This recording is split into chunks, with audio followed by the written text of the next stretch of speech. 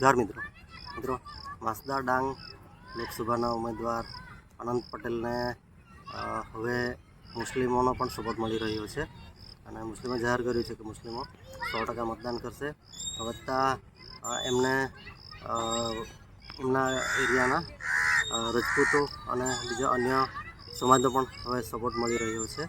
તો બધાએ ડિક્લેર કર્યું છે એટલે એ બધા જ હવે એ કરવાના છે. તો જોઈએ હવે પરિણામ પર શું અસર પડે છે આ બધા સમાજના. બાકી પહેલાં એવું કહેવાતું હતું કે અનંત પટેલ માત્ર ને માત્ર આદિવાસીઓના જ નેતા છે, પરંતુ અહીં જોતાં એવું લાગી રહ્યું છે કે અનંત પટેલ માત્ર આદિવાસી નેતા નથી, પરંતુ સમગ્ર સમાજને લઈને ચાલનારા વ્યક્તિ છે. એટલે એમને એ રીતના પ્રેમભાવ મળી રહ્યો છે અને એમનો સપોર્ટ કરનાર લોકોનો ઉમેરો થઈ રહ્યો છે. ચાલો વિડીયો જોઈએ મિત્રો.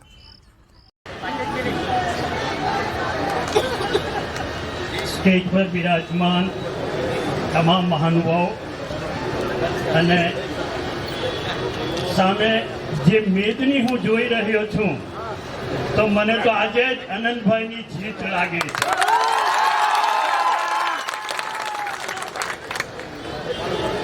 જો ભાઈ બધાએ બહુ સરસ વાતો કરી છે અને આપણે સૌ જાણીએ છીએ કે આ દેશ કઈ પરિસ્થિતિમાંથી પસાર થઈ રહ્યો છે.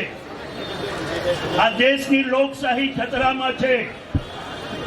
આ દેશની લોકશાહી પર ધ્યાન રાખીને આપણે આ વખતે મતદાન કરવાનું છે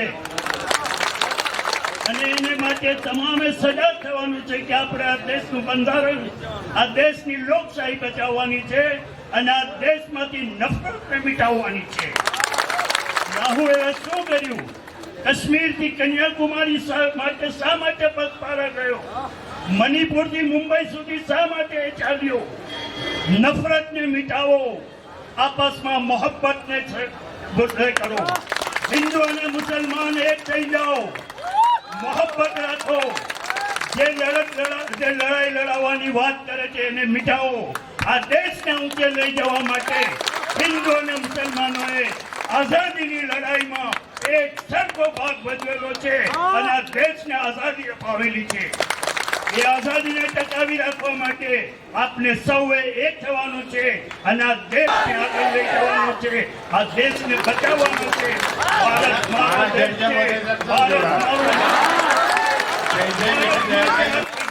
શરીરમાં રહેલું એકો એક ટીપું અમે આપીશું અને આ દેશને કદી મીઠવા નહીં.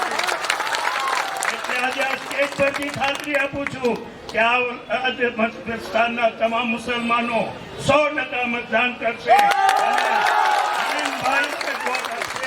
એવું આ જગ્યાથી મારું આહવાન છે અને તમામ મુસલમાનોને વિનંતી છે કે આપણે સૌએ આનંદભાઈને જીતાડવાના છે. જય હિન્દ, જય ભારત. આજે સમગ્ર વિસ્તારમાંથી આદિવાસી સમાજના લોકો તથા અન્ય સમાજના લોકો પણ આજે ફોર્મ ભરવા માટે આવ્યા છે અને બધાએ જ મનમાં નક્કી કરી લીધું છે કે કાલથી જ્યાં સુધી અનંત પટેલ 7મી તારીખે વોટિંગ નહીં આવશે ત્યાં સુધી તનતોડ મહેનત કરશે, એક ઘરે જશે, સમજાવશે અને આ વખતે 100% વલસાડ લોકસભા પર અનંત પટેલ જીતશે.